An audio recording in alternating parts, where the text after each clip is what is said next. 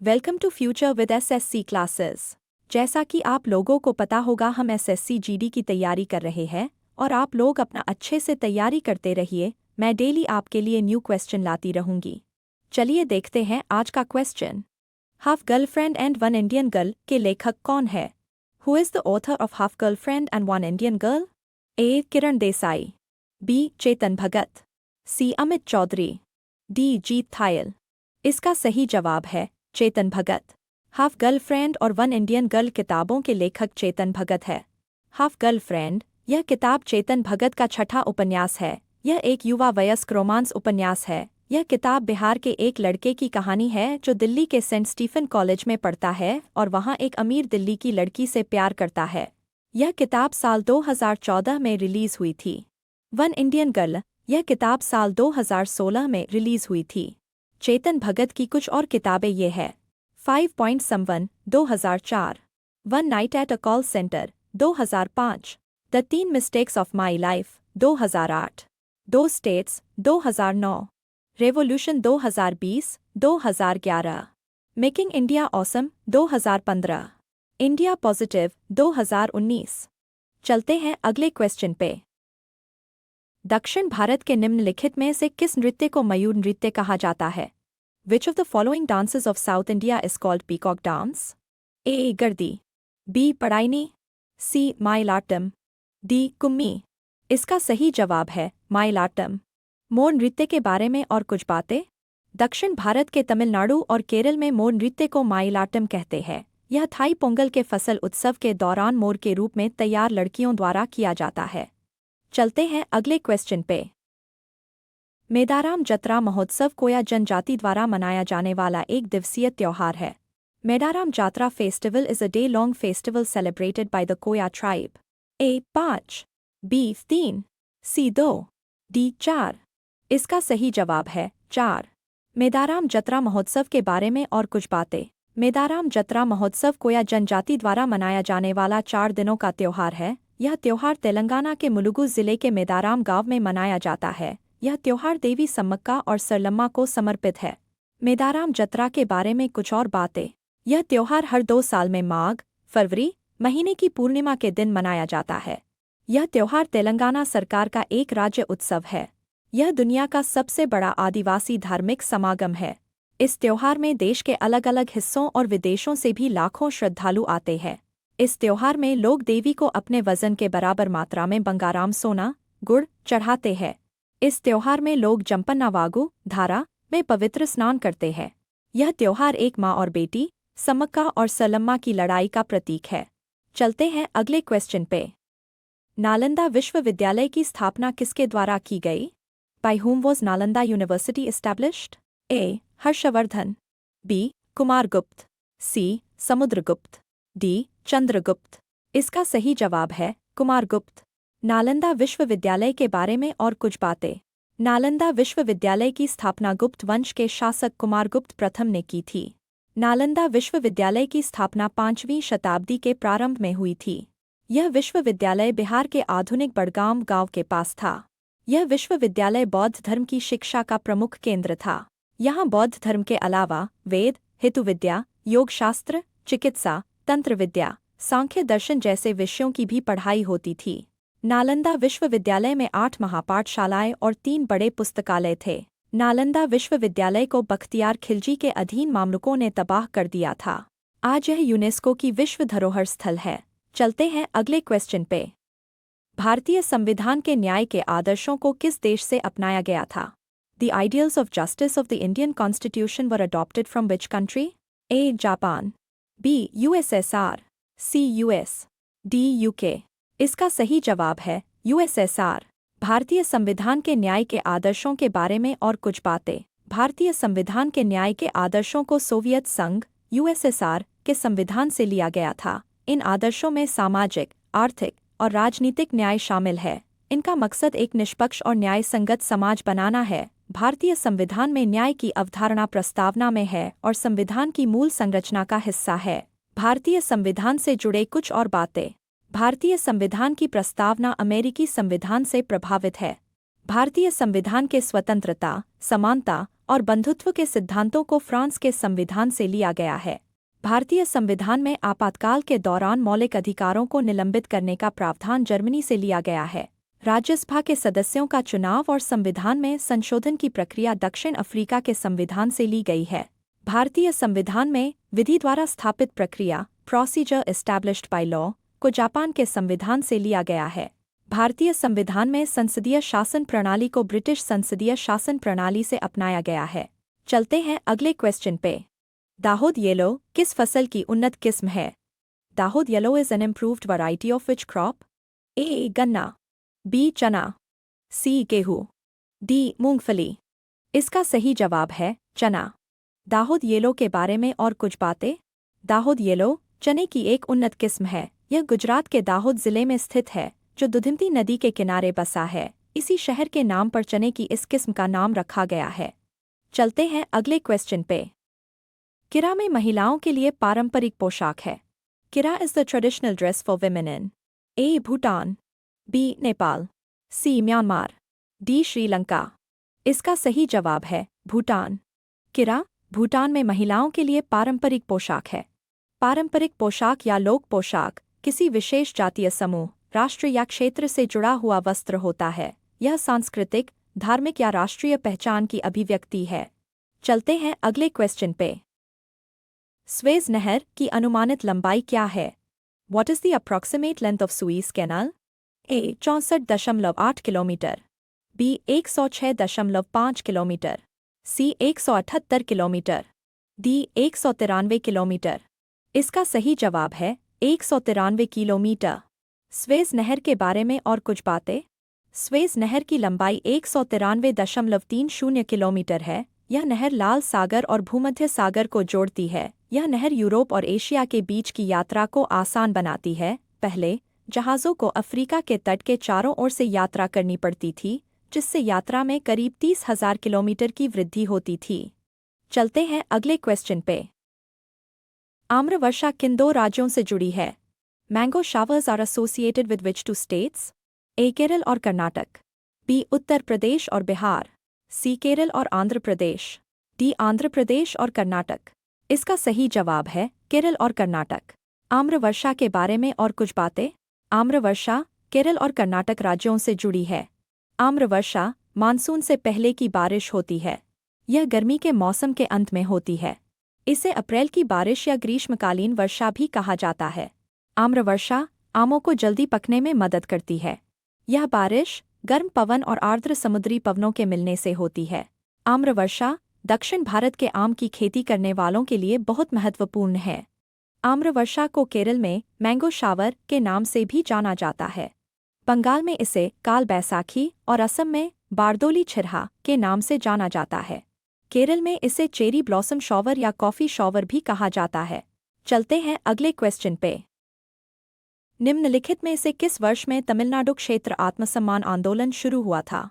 In which of the following years the self-respect movement started in the Tamil Nadu region? A 1910, B 1925, C 1930, D 1916।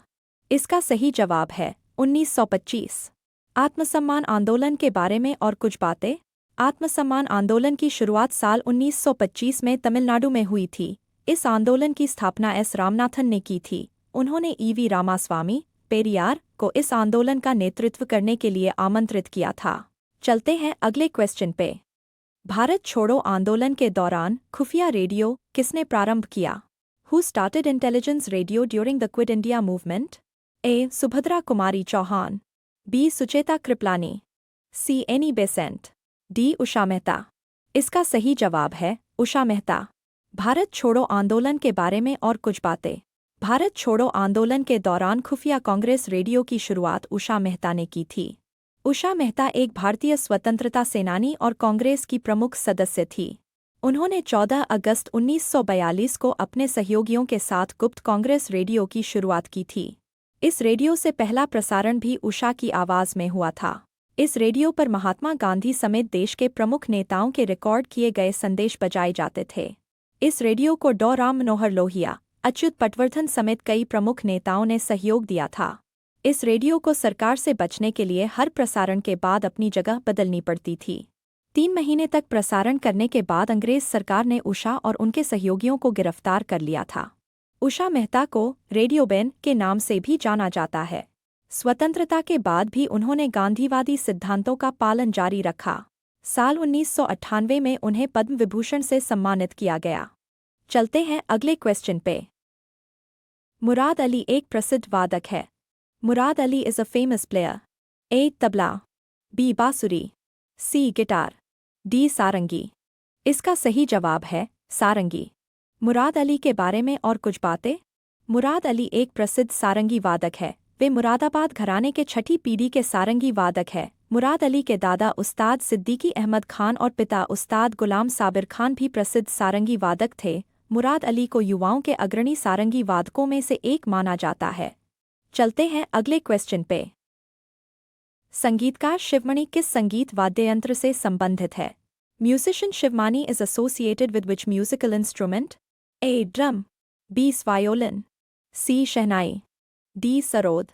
इसका सही जवाब है drum. संगीतकार शिवमणि के बारे में और कुछ बातें। संगीतकार शिवमणि ड्रम बजाते हैं। उनका असली नाम आनंदन शिवमणि है और वे एक भारतीय तालवादक है। वे ड्रम के अलावा ऑक्टोबन, दरबुका, उडुकाई, खाटम और कंजीरा जैसे कई वाद्ययंत्र बजाते हैं। शिवमणि को उनके स्टेज नाम ड्रम्स शिवमणि से भी जाना जाता है। शिवमणि ने 2008 और 2010 में IPL चैंपियनशिप के दौरान ड्रम बजाया था। वे चेन्नई सुपर किंग्स टीम से जुड़े हुए हैं। उन्होंने AR रहमान जैसे प्रमुख संगीतकारों के साथ काम किया है और कई फिल्मों में काम किया है। चलते हैं अगले क्वेश्चन पे। जाइमेक्स 23 अभ्यास कहाँ हुआ था? Where did the Gymex 23 exercise take place? A. Mumbai, B. Kolkata, C. Chennai, D. Visakhapatnam.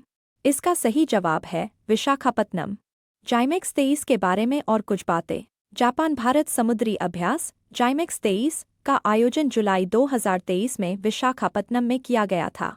यह अभ्यास 5 से 10 जुलाई तक चला था। इस अभ्यास में भारतीय नौसेना और Japan maritime self defence force JMSDF की नौसेनाओं ने भाग लिया था। चलते हैं अगले क्वेश्चन पे। भूमचू उत्सव किस राज्य केंद्र शासित प्रदेश से संबंधित है? भूमचू उत्सव is related to which state union territory? A. Ladakh, B. Sikkim, C. Kerala, D. Haryana. इसका सही जवाब है सिक्किम। भूमचू उत्सव सिक्किम का एक पवित्र बौद्ध त्योहार है। यह तिब्बती चंद्र कैलेंडर के पहले महीने के 14वें या 15वें दिन मनाया जाता है। यह त्योहार ग्रेगोरियन कैलेंडर के मुताबिक फरवरी या मार्च में आता है। इस त्योहार को ताशीडिंग मठ में मनाया जाता है। यह मठ 4 पवित्र गुफाओं का केंद्र है। चलते हैं अगले क्वेश्चन पे। निम्नलिखित में से किस वर्ष में सविनय अवज्ञा अभियान पूरी तरह समाप्त हो गया था? In which of the following years did the civil disobedience campaign come to an end? A. 1917, B. 1934, C. 1923, D. 1943। इसका सही जवाब है 1934। सविनय अवज्ञा आंदोलन के बारे में और कुछ बातें। सविनय अवज्ञा आंदोलन साल 1934 में पूरी तरह से खत्म हो गया था। यह आंदोलन साल 1930 में शुरू हुआ था और 1931 में बंद हो गया था। हालांकि द्वितीय गोलमेज सम्मेलन की असफलता और अंग्रेजों के दमन के चक्र के कारण साल 1932 में इसे फिर से शुरू किया गया था। चलते हैं अगले क्वेश्चन पे। निम्नलिखित में से कौन सा राजवंश बंगाल के पालों का उत्तराधिकारी बना? Which of the following dynasties succeeded the Palas of Bengal? A. Sen राजवंश, B. देव, C. मौखरी, D. गौड़।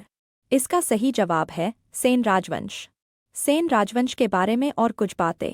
पाल वंश के बाद बंगाल पर सेन राजवंश ने शासन किया। पाल वंश के पतन के बाद सेन वंश ने 12वीं शताब्दी के मध्य से बंगाल पर शासन किया। सेन वंश का मूलस्थान कर्नाटक था। सेन वंश के राजाओं ने भारत के कई हिस्सों पर शासन किया, खासकर उत्तर भारत, हिमाचल और नेपाल। सेन वंश के कुछ राजाओं के नाम सुरसेन, नारायण सेन, लक्ष्मण सेन II, बल्लाल सेन II और दामोदर सेन। पाल वंश के बारे में कुछ और जानकारी। पाल वंश ने 8वीं शताब्दी के मध्य से लगभग 4 शताब्दियों तक बंगाल और बिहार पर शासन किया। पाल वंश के संस्थापक गोपाल थे। उन्होंने बंगाल में राजनीतिक अराजकता को खत्म किया और मगध में पाल प्रभुत्व बढ़ाया। पाल वंश के अंतिम शासक गोविंद पाल थे। देवपाल पाल वंश का सबसे शक्तिशाली शासक था। चलते हैं अगले क्वेश्चन पे। भारत के जनसंख्या अध्ययन में किस जनगणना वर्ष को जनसांख्यिकीय विभाजन कहा जाता है? Which census year is referred to as the demographic split in the population study of India? A. 1911, B. 1921, C. 1931, D. 1941। इसका सही जवाब है 1921। जनसांख्यिकीय विभाजन के बारे में और कुछ बातें। भारत में जनसंख्या अध्ययन के संदर्भ में साल 1921 को जनसांख्यिकीय विभाजन या महान विभाजन का वर्ष कहा जाता है। इसकी वजह ये रही, साल 1921 से पहले जनसंख्या स्थिर नहीं थी और कभी बढ़ती और कभी घटती रहती थी। 1911 से 1921 के बीच भारत की जनसंख्या में नकारात्मक वृद्धि दर रही। साल 1921 के बाद से जनसंख्या में लगातार बढ़ोतरी हुई। साल 1921 के बाद सार्वजनिक स्वास्थ्य उपायों में सुधार हुआ, जिससे मृत्यु दर कम होने लगी। साल 1921 से 1951 के बीच की अवधि को स्थिर जनसंख्या वृद्धि का काल माना जाता है। भारत में जनसंख्या से जुड़े कुछ और बातें। 1951 से 1981 के दशक को भारत में जनसंख्या विस्फोट का दौर माना जाता है। 1901 के बाद से सिर्फ 1911 से 1921 के बीच का दशक ही ऐसा समय था जब भारत की आबादी घटी। स्वतंत्रता के बाद सार्वजनिक स्वास्थ्य सेवाओं के विस्तार के कारण जनसंख्या वृद्धि दर में काफ़ी तेज़ी आई। चलते हैं अगले क्वेश्चन पे। चिल्का झील डेल्टा के दक्षिण में स्थित है। Chilika lake is situated to the south of the delta. A. Narmada, B. Kaveri, C. Godavari, D. Mahanadi. इसका सही जवाब है महानदी। चिल्का झील के बारे में और कुछ बातें। चिल्का झील महानदी डेल्टा के दक्षिण में स्थित है। चिल्का झील ओडिशा के पूर्वी तट पर स्थित भारत की सबसे बड़ी खारे पानी की झील है। यह झील दया नदी के मुहाने पर पुरी, खुर्दा और गंजम जिलों में फैली हुई है। यह भारत का सबसे बड़ा तटीय लैगून और दुनिया का दूसरा सबसे बड़ा लैगून है। चिल्का झील अपने अनोखे पारिस्थितिकी तंत्र, विविध वनस्पतियों और जीवों और प्राकृतिक सुंदरता के लिए जानी जाती है। चलते हैं अगले क्वेश्चन पे। निम्नलिखित में से द एंड ऑफ इमेजिनेशन पुस्तक के लेखक कौन हैं? Who among the following is the author of the book the end of imagination? A. Sudha Murthy, B. Arundhati Roy, C. Kiran Desai, D. Jhumpa Lahiri. इसका सही जवाब है Arundhati Roy. The end of imagination पुस्तक के बारे में और कुछ बातें। द एंड ऑफ इमेजिनेशन पुस्तक की लेखिका अरुंधति रॉय है। यह निबंधों का एक संग्रह है जिसमें अरुंधति रॉय की 5 किताबों के लेख शामिल है। यह किताब साल 2016 में प्रकाशित हुई थी। इस किताब में अरुंधति रॉय की अकाल्पनिक रचनाएं शामिल है। इनमें से कुछ रचनाएं ये है: power politics, war talk, public power in the age of empire, an ordinary person guide to empire. Arundhati Roy के उपन्यास the god of small things ने साल 1997 में मैन बुकर पुरस्कार जीता था। चलते हैं अगले क्वेश्चन पे। रंगनाथिट्टू पक्षी अभयारण्य कहाँ स्थित है? Where is Ranganthittu Bird Sanctuary located? A. Andhra Pradesh, B. Kerala, C. Telangana, D. Karnataka. इसका सही जवाब है कर्नाटक। चलते हैं अगले क्वेश्चन पे। जापान की संसद ने दूसरी बार 11 नवंबर 2024 को प्रधानमंत्री किसे चुना? Who was elected Prime Minister by the Parliament of Japan for the second time on 11th November 2024? A. Fumio Kishida, B. Yoshihide Suga, C. Yoshihiko Noda, D. Shigeru Ishiba. इसका सही जवाब है शिगेरू इशिबा। जापान की संसद ने Shigeru Ishiba को फिर से चुना। प्रधानमंत्री जापान की लिबरल डेमोक्रेटिक पार्टी (एलडीपी) के नेता शिगेरू इशिबा को जापानी संसद के दोनों सदनों में सर्वाधिक वोट हासिल करने के बाद 11 नवंबर 2024 सोमवार को दोबारा देश का प्रधानमंत्री चुन लिया गया। चलते हैं अगले क्वेश्चन पे। निम्नलिखित में से कौन हिंदी उपन्यास राग दरबारी के लेखक हैं? Who among the following is the author of the Hindi novel राग दरबारी? ए. श्रीलाल शुक्ला, बी. राहुल सांकृत्यायन, सी. प्रेमचंद, डी. काशीनाथ सिंह। इसका सही जवाब है श्रीलाल शुक्ला। हिंदी उपन्यास राग दरबारी के बारे में और कुछ बातें। हिंदी उपन्यास राग दरबारी के लेखक श्रीलाल शुक्ला है। यह उपन्यास साल 1968 में प्रकाशित हुआ था। इस उपन्यास के लिए श्रीलाल शुक्ल को साल 1969 में साहित्य अकादमी पुरस्कार से सम्मानित किया गया था।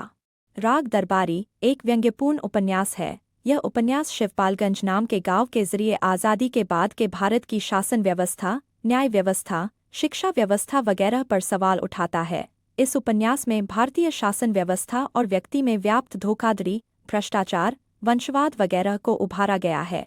श्रीलाल शुक्ल की कुछ और रचनाएं। सूनी घाटी का सूरज, अज्ञातवास, आदमी का जहर, सीमाएं टूटती हैं, मकान, पहला पड़ाव, विश्रामपुर का संत, अंगद का पाव, यहाँ से वहाँ, उमराव नगर में कुछ दिन।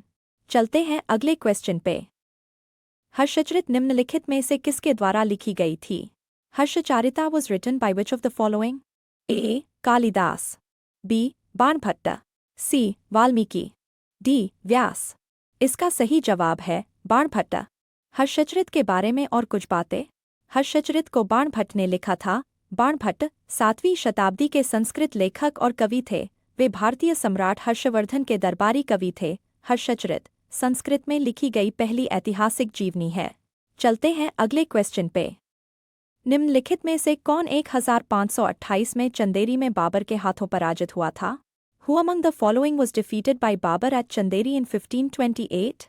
A. Medini Rai, B. Chandrasen Rathore, C. Prithviraj Chauhan, D. Durgadas Rathore. इसका सही जवाब है मेदिनी राय। साल 1528 में चंदेरी के युद्ध में मेदिनी राय बाबर के हाथों पराजित हुआ था। यह युद्ध मध्य प्रदेश के चंदेरी के पास लड़ा गया था। इस युद्ध में बाबर ने मालवा के शासक मेदिनी राय को हराया था। मेदिनी राय ने 5000 राजपूतों के साथ किले का फाटक बंद कर दिया था। बाबर ने रात में चंदेरी के निचले किले पर कब्जा कर लिया था और अगली सुबह ऊपरी किले पर कब्जा कर लिया।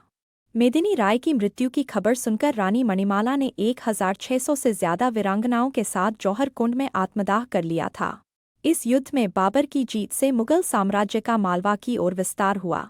बाबर ने कई और युद्ध लड़े थे, जैसे कि पानीपत का पहला युद्ध, जो 21 अप्रैल 1526 को इब्राहिम लोदी और बाबर के बीच हुआ था।